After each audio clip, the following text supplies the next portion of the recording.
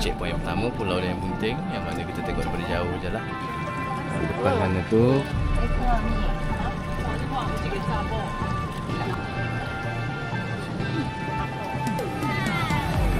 dekat sini kita ada di sini ada apa? Nak spend time kat sini lebih kurang sejam suku lah.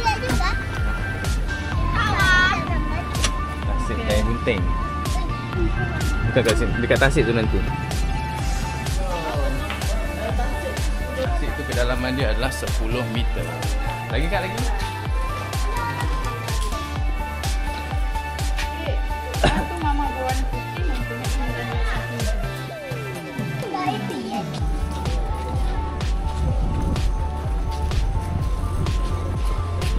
Mana boleh kakak.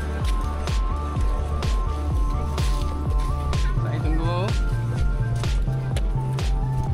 Sabar doang. Ambil gambar. Masuk. Okey.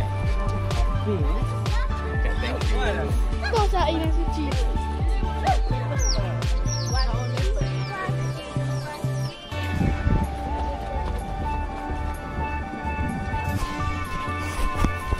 Kita tak boleh makan je. Kita tahu tu biru.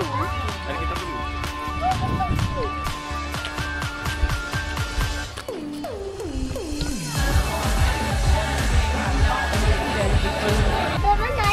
Ayam? Ayam tak ada lagi. Sekejap tunggu Mama. Kita dekat masuk dalam, tunggu dia orang siap pakai gelang. Okey.